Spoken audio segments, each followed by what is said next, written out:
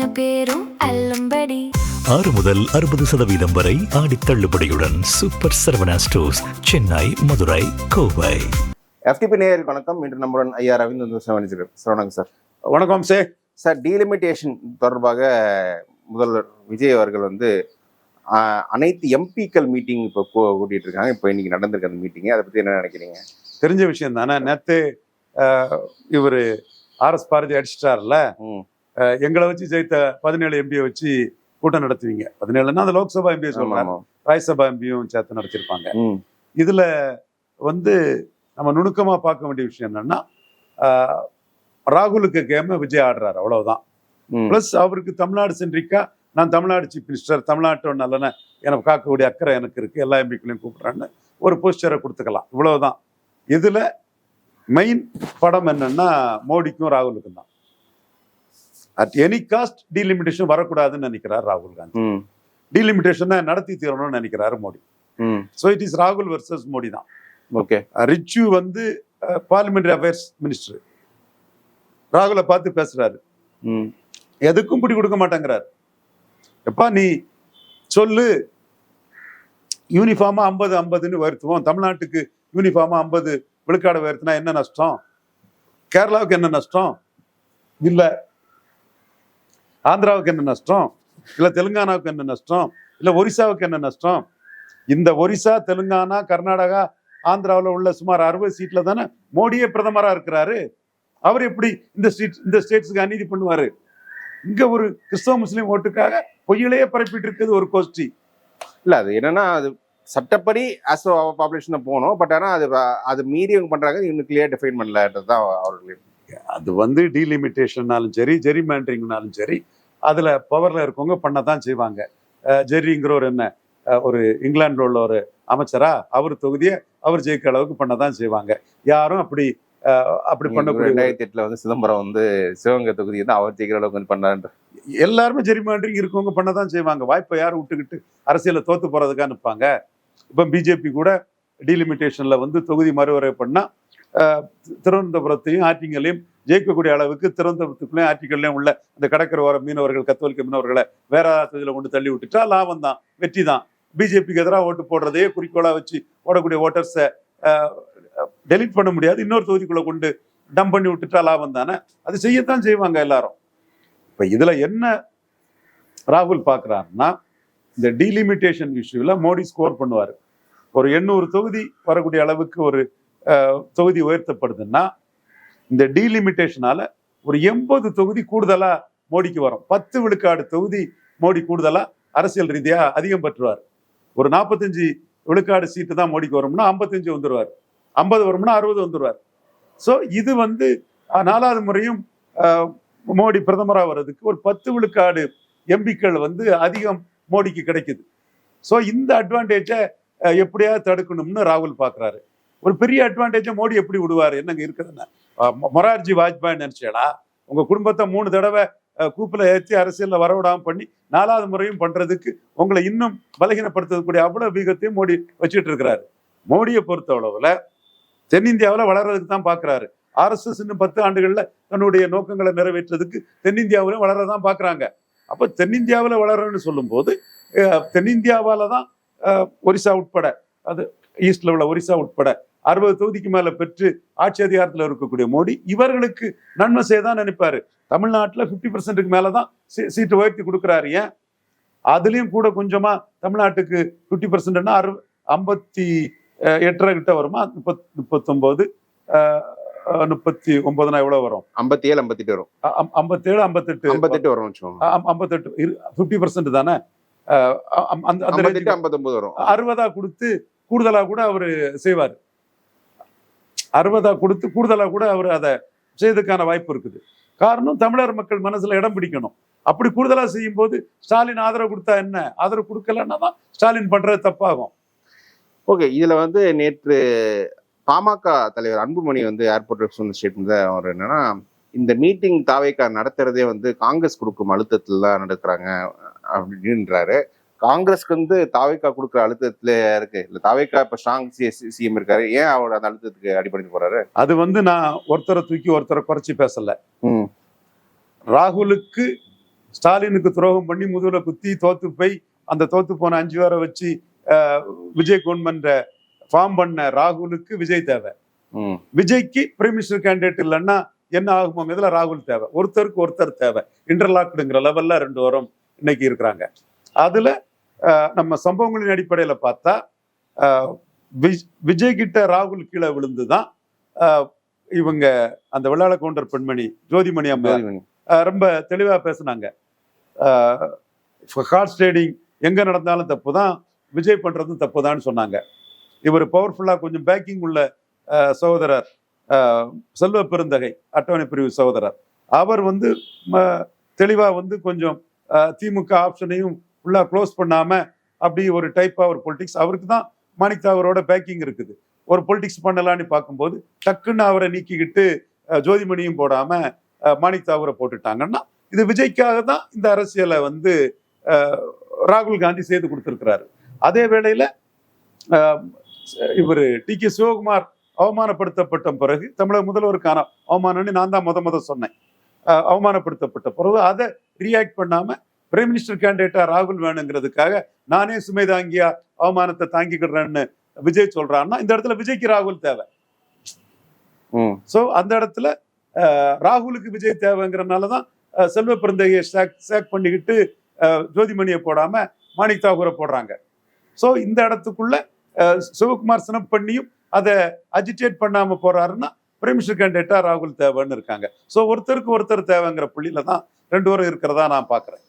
Okay, இது எந்த அளவுக்குன்னா இது சட்டமன்றத்துக்குள்ள கூட இந்த இஷ்யூ காவேரி நடுவர் மன்றத்தை கூட்டுங்க, சரி காவேரிக்கு பிரச்சனைக்காக ஆல் பார்ட்டி மீட் கூட்டுங்கன்னு எதிர்கட்சி சொல்லும்போது ஆல் பார்ட்டி மீட் நாங்கள் டீலிமிட்டேஷனுக்காக தான் கூட்டுறோம் அப்படின்னு சொல்லிட்டு தாவேக்கா சொல்றாங்க. தாவேக்காக எம்பிக்களே இல்லை. அந்த கட்சி டீலிமிட்டேஷன் இஷ்யூல ரொம்ப முன்னெடுப்பு எடுக்கிறாங்க. இல்லாட்டி காங்கிரஸ் கேம் அவங்க காங்கிரஸ் இன்னொரு வகையில விஜய் சேஃப்கார்ட் பண்றாரு. ஆல் பார்ட்டி மீட்டிங்னா எல்லா கட்சி தலைவர்களும் கூப்பிடணும். நாம் தமிழர் சீமானை கூப்பிடணும். சீமான் யார ஆல் பார்ட்டில அட்டாக் பண்ணுவாரு? இன்னைக்கு தமிழகத்துல பாஜக காரங்கள்லாம் என்ன வார்த்தை சொல்லன்னு தெரியல. அடிச்சிருமா, நமக்கு என்ன இருக்கு, நம்ம மோடிக்காக நிக்கிறோம். நீங்க காவிரி பிரச்சனைல கருணாநிதி பண்ண தவற சொல்றாங்க. இந்திரா காந்திக்காக தானே கருணாநிதி அந்த தவறைய பண்ணாரு. அப்ப தமிழகத்தை அநீதி பண்ணது இந்திரா காந்தியும் காங்கிரஸும் இல்ல. 69ல தமிழ்நாட்டுல காங்கிரஸ் கிடையாது, அங்க ஆளுங்கட்சி.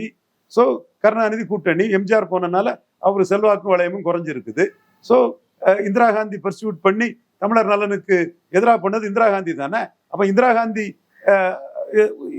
பண்ண தப்புக்கு கருணாநிதியை மட்டும் விஜய் பேசி சட்டசபையில பதிவு பண்றாரு.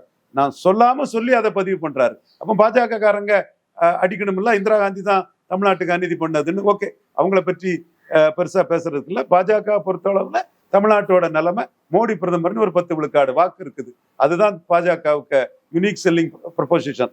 அந்த லெவல்ல தான் அது இருக்குது. ஸோ இதுல அந்த புள்ளிக்குள்ளையும் காங்கிரஸை டிஃபெண்ட் பண்ணி திமுகவை அடிக்கிறாரு விஜய். ஆல் பார்ட்டி மீட்டிங் அவங்க கூப்பிடலன்னா சீமான் காங்கிரஸை தான் அடிப்பாரு. அவரு அந்த கிருஷ்ணசாமி, வேல்முருகன் இவங்கெல்லாம் நடத்தின கூட்டத்துல காங்கிரஸ் தான் சீமான் கடுமையா தாக்குன்னு தாக்கி காலி பண்ணியிருக்கிறாரு. ஸோ ஆல் பார்ட்டி மீட்டிங் வந்தா காங்கிரஸை சீமான் அடிக்கிறதையே விஜய் எப்படி டிஃபெண்ட் பண்ண வேண்டியது இருக்கும்? சிரமம் இல்ல, தேவையில்லை. இப்போ எம்பிஸ் கூட்டம்னா தெரியும், வரமாட்டாங்க. பட் எம்பிஸ் கூட்டம் கூட்டுறதே இன்னொரு வகையில பார்த்தா நீங்க டி.கே. சிவகுமார் கர்நாடக எம்பிக்கள் கூட்டம்னு சொன்னா அந்த கர்நாடக பாஜக எம்பிகள் பாஜக சொல்றதை கேட்பாங்களா? டி.கே. சிவகுமார் அந்த கூட்டத்துல கையெழுத்து போடுவாங்களா? என்ன அதிகாரம் இருக்குது ஒரு எம்பிக்கு? அதே மாதிரி ஆல் இண்டியா லெவல்ல ராகுல் ஒரு முடிவு எடுத்துட்டாருன்னு வைங்க. அப்போ இங்க காங்கிரஸ் எம்பிக்கள் விஜய் கிட்ட போய் ஒரு கையெழுத்து போட்டு அதுபடி நிற்க முடியுமா? ராகுல் டிக்கெட் கொடுத்து ராகுலுக்கு தலைமைக்காக நிற்பாங்களா? ஸோ எம்பி கூட்டங்கள் கூட்டம்ங்கிறதே ஒரு ஐவாஷ் கண் தொடப்பு தான். அது அதிகாரமற்ற கூட்டம் தான். அனைத்து கட்சி கூட்டங்கிறது தான் ஒரு அதிகாரம். டீலிமிட்டேஷன் இஷ்யூக்காகவே அவர் ஆல் பார்ட்டிஸே அந்த பார்ட்டி லீடர்ஸ் கன்சல்ட் பண்ணும், ஏன் எம்பிஸ் கன்சல்ட் பண்றாரு? இது ஒரு டைவர்டிவ் டாக்டிக்ஸ் தான், திசை திருப்பும் முயற்சி தான். எம்பிக்கள் வரமாட்டாங்கன்னு அவருக்கு தெரியும். இவர் தலைமையில நாளைக்கு உள்ளாட்சி தேர்தலோ இடைத்தேர்தலோ மக்களவை தேர்தலோ நிற்க விரும்பக்கூடிய கட்சிகள் தான் வரும்னு தெரியும். அந்த கட்சிகளும் நம்ம ரெட்ட வேஷம் போட முடியாது.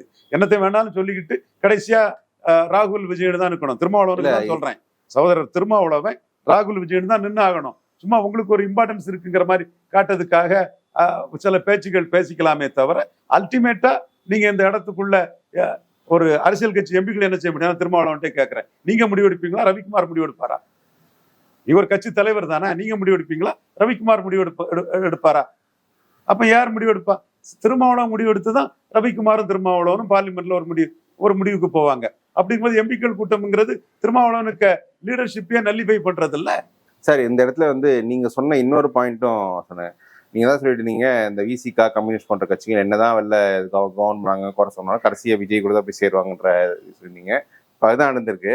டிலிமிட்டேஷன் மீட்டிங் வரும்போது அதிமுக, திமுக, பாமக, தேமுதிக போன்ற கட்சிகள்லாம் ஸ்ட்ராங்கா வந்து நாங்க மக்கள் நீதி மையம் கூட நாங்க கலந்துக்கலன்னு ஸ்ட்ராங்கா ஸ்டாண்ட் எடுத்தாங்க. ஆனா இந்த தாவேக்காடு கூட்டணி கட்சிகள், கம்யூனிஸ்ட் போன்ற கட்சிகள் பின்னாடி தாவேக்கா விசாரிச்சாலும் இந்த மீட்டிங்க்கு வந்து எம்பிஸ் அனுப்புறாங்க. ஸோ அவங்க விஜய் கூட தான் விஜய் கூட தான் அனுப்பாங்க. விஜய் ராகுல் ஒன்னா தான் அனுப்பாங்க. சும்மா இதுல கொஞ்சம் பேர் இப்ப அவங்களே இப்ப புரிய ஆரம்பிச்சுட்டு ரவீந்திர சாமி சொல்றதான் நடக்குமோ, இந்த மாதிரிதான் வருமோங்கிறதுல அவங்களே இப்போ வந்து விஜய்க்கு ஆதரவா எரும ஸ்டாலினை நம்பி பிரயோஜனம் இல்லைன்னு ரியல் கலரை காட்ட ஆரம்பிச்சுட்டாங்க. தப்பு இல்லை. எங்க ஐயா தான் சொல்லுவாரு, தாண்டிங்க நாடா தான் சொல்லுவாரு, ஏய் அவன் சந்தர்ப்பவாதி இல்லடா, அவன் ட்ரூ டு ஹிஸ் ரிலிஜியன், அவன் மதத்துக்கு அவன் உறுதியானவன்டா. அதுதான் அவனை நம்ம பாராட்டு. அவனை மாதிரி நீயும் அவன் மதத்துக்கு உறுதியாருன்னு ஒவ்வொரு மீட்டிங்கா ஐயா தாண்டிங்க நாடார் சொல்லுவாரு. நீங்க பாத்தீங்கன்னா இஸ்லாமிய சகோதரர்கள் ஸ்டாலினை ஆதரிச்சவங்க எல்லாம் அப்படியே இனிமே விஜய்க்கு ஆதரவா போவாங்க. தப்பு இல்லை. அவங்க வந்து அவங்கள சந்தர்ப்பவாதம்னோ ஒரு சுயநலத்துக்காக போனதாட்ட நான் சொல்லலை. எங்க ஐயா தாண்டிங்க நாடார் சொல்ற மாதிரி தேர் ட்ரூ டு தேர் ரிலிஜியன், அதே மாதிரி நீங்களும் இருங்கன்னு ஐயா படிச்சு சொல்லுவாரு. ஸோ அந்த வகையில இந்த வாக்காளர் மட்டுமில்ல, இந்த ஆதரவு கருத்துருவாக்கி இருக்கக்கூடியவங்களும் ராகுல் விஜய்க்காக தான் போவாங்க. ஓகே சார், இதுல வந்து இப்ப திமுக அதிமுக ஸ்டாண்ட் பாத்தீங்க எப்படின்னா, இந்த மீட்டிங் ஏன் கலந்துக்கணுன்ற அந்த ஒரு பாயிண்ட்ல கலந்துக்கணுன்ற மாதிரி சொல்றாங்க. இல்ல அவங்க வந்து மேகதாது இஷ்யூவை காட்டி இந்த மீட்டிங் வரமாட்டோம்னு சில பேர் டிஃபென்ஸ்க்கிறாங்க. அதை எப்படி பாக்குறீங்க? இந்த மீட்டிங்ல கலந்துக்கிறதுனால எதுவும் வரப்போறது இல்லைங்க. எம்பிஸ் வந்து ஃபைண்டிங் போல்ஸ் இல்ல, கட்சி தலைமை தான். இல்ல ஒருவேளை விஜய் வந்து அந்த கட்சி தலைமை கட்டுப்பட்டவங்க தான் எம்பி. விஜய் ஒரு கட்சி தலைமை அழைச்சிருந்தா வந்திருப்பாங்களா? தலைமை அழைச்சிருந்தாலும் கூட இந்த இடத்துக்குள்ள வந்து திமுக என்ன சொல்லியிருப்பாங்கன்னா, டிராப்டே என்னன்னு தெரியல, இதுக்கு வந்து என்ன இருக்குது, டிராப்ட் வரட்டுன்னு சொல்றாங்க. இப்ப இந்த இடத்துக்குள்ள திமுகவுக்கு பார்கெனிங் பவருக்கு ஒரு முக்கியத்துவம் வந்துச்சு. 22 எம்பி ஸ்டாலின் இருக்கு, ஒரு முக்கியத்துவம் வந்துச்சு. அதனாலதான் எட்டப்பருங்கிற வார்த்தையை ராகுல் பேசுறாரு.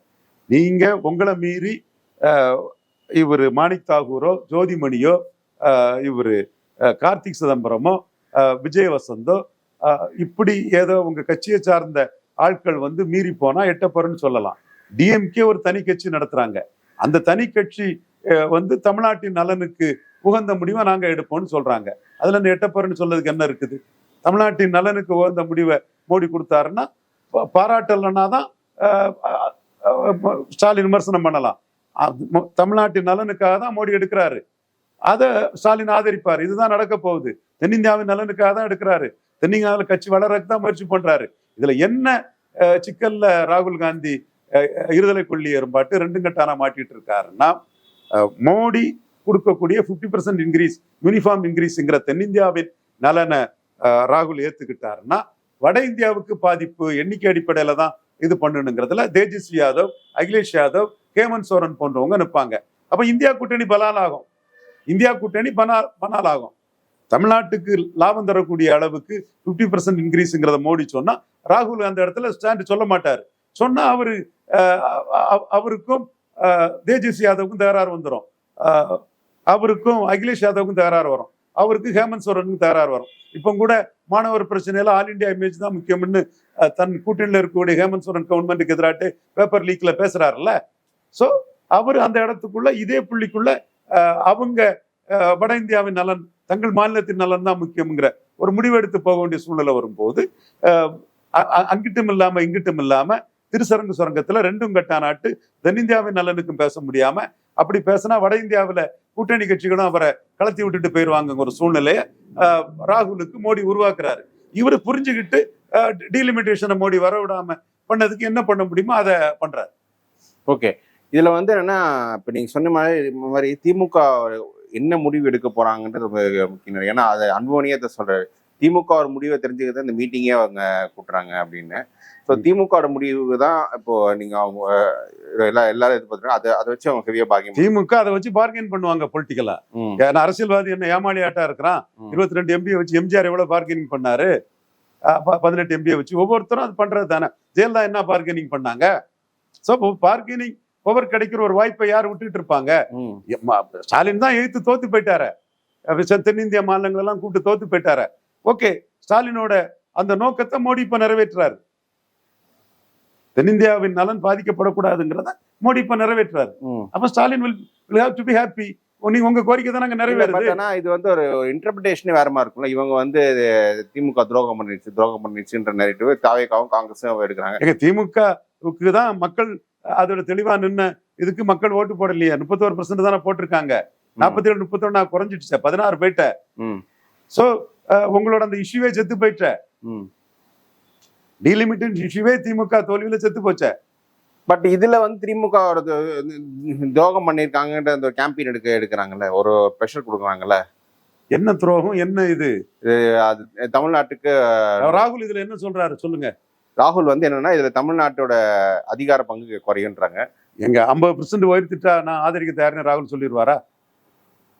இங்க ராகுல் தாங்க இதுல ரெண்டும் கட்டானா திருசரங்கு சொர்க்கத்துல அங்கேயும் இல்லாம இங்கேயும் இல்லாம ஒரு முடிவே சொல்லாம இது நடக்கக்கூடாதுன்னு இதை பண்றாரு. அரசியல் ரீதியா அதுவும் கரெக்ட் தான். நடந்தா ஒரு 10 விழுக்காடு எம்பி சீட்டும் மோடி தலைமை கூடுதலா வரும். அது நடக்கக்கூடாதுங்க பண்றாரு. அதுக்கு கம்யூனிஸ்டுகளை, இந்தியன் யூனியன் முஸ்லீம் லீக்கை, விசிகாவை எல்லாம் பயன்படுத்திக்கிறாரு. நான் விசிகாவுக்கும் அண்ட் மதிமுகவுக்கும் இப்பவே சொல்றேன், 50 விழுக்காடுக்கு நமக்கு தகுதி கிடையாது. தமிழ்நாட்டுக்கு 50 விழுக்காடு உயர்த்ததுக்கு தகுதி கிடையாது. சும்மா நீங்க குடும்ப கட்டுப்பாடை பண்ணிட்டோம், அதுக்கு தண்டனையான்லாம் ஒரு ஆர்குமெண்ட் வைக்கிறீங்க. தமிழ்நாட்டில இருந்தே தமிழ்நாட்டுக்கு எதிராக பேசுறது நியாயம் இல்லை. பட் மோடி கொடுத்துருக்கும் போது இதை ஓவர் கம் ஆயிரும். நான் இன்னொரு கருத்து வைக்கிறேன்.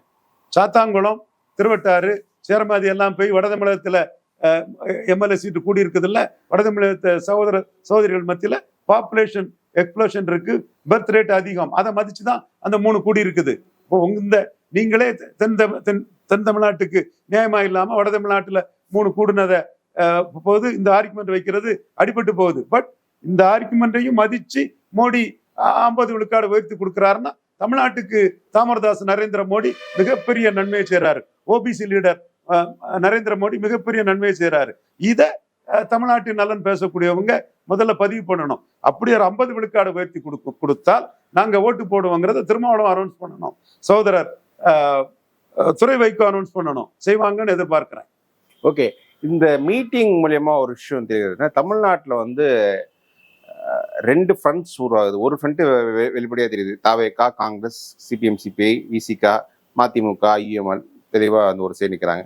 இன்னொரு சைடு இந்த மீட்டிங்க்கு வரமாட்டோம்னு சொன்ன கட்சிகள் திமுக, அதிமுக, பாமக, தேமுதிக, அப்புறம் மக்கள் நீதி மையம், இது இல்லாமல் பாஜக. அவங்க தான் பாஜக எம்பி கிடையாது இந்த தமிழ்நாட்டில். ஸோ இவங்கெல்லாம் சேர்ந்து ஒரு ஒரு இது ஒரு ஒரு ஃப்ரண்டா ஃபார்ம் பண்ண வாய்ப்பு இருக்கு நினைக்கிறேன். அதுக்கு தான் ரவீந்திரன் துரைசாமி முயற்சி பண்றான். ஐயா தான்லிங்க நாடார் தொண்டர் மோடி 4வது முறை பிரதமராக வரணுங்கிறதுக்காக இந்த மண்ணில் 40 சீட்டும் ஃபுல் சீட்டு, அது 60 வந்துன்னா 60 சீட்டையும் மோடி ஸ்வீப் பண்றதுக்கு தான் மோடி தலைமையில 40 விழுக்காடுக்கு மேல பலம் கொண்ட ராகுல் விஜய் அணிக்கு எதிராக மோடி பிரதமர், அதுல எடப்பாடியும் இருப்பாரு, ஸ்டாலினும் இருப்பாரு, மற்றவங்களும் இருப்பாருங்கிற அணிக்குள்ள ஒரு இதை உருவாக்கக்கூடிய முயற்சியை நான் வெளிப்படையாகவே ஒரு அரசியல் விமர்சகரையும் தாண்டி ஒரு பொலிட்டிக்கல் பிளேயரா முயற்சி பண்ணிட்டு இருக்கிறேன்.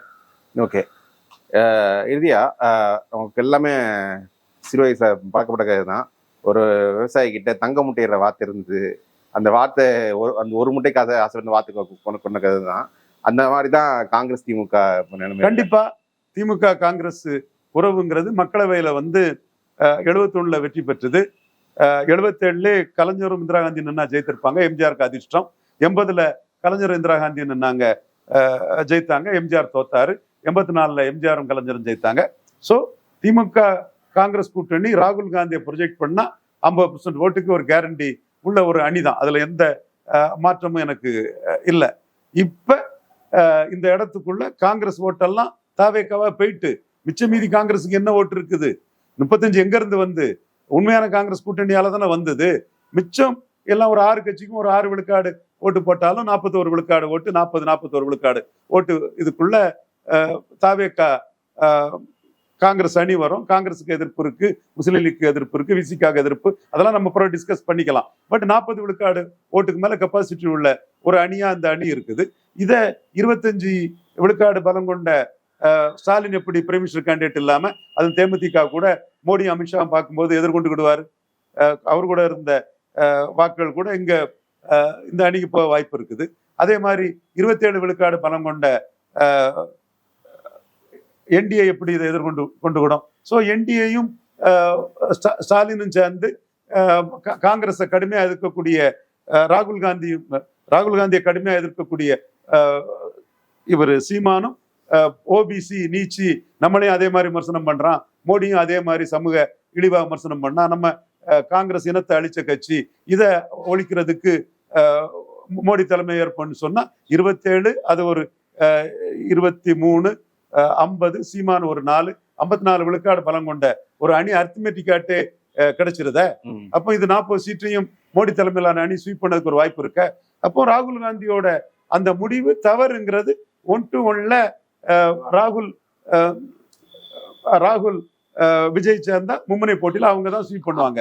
இருமுனை போட்டியில அவங்களை கண்டெயின் பண்ணிடலான்னு இருமுனை போட்டி மோடி தலைமையில வந்ததுன்னா ராகுல் காந்தி பொன்முட்டையோட வார்த்தை அறுத்துட்டாரு, ராகுல் ஸ்டாலின் பிளே பண்ணது தவறுங்கிறது தமிழகம் உணர்த்தும்.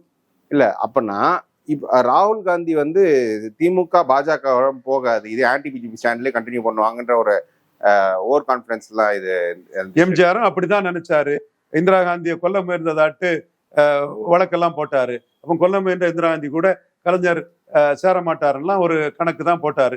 எண்டு ஜஸ்டிஃபைஸ் த மீன்ஸ்ன்னு ஒரு கூட்டணி வச்சு 39க்கு 37 அடிச்சு எடுத்துட்டாருல. 16க்கு 16 கலைஞர் எடுத்தாரு. சென்றம் எடுத்தவர்னு இந்திரா காந்தியை பார்லிமெண்ட் சென்ட்ரல் ஹாலில் வச்சு கலைஞரை பாராட்டினாங்க.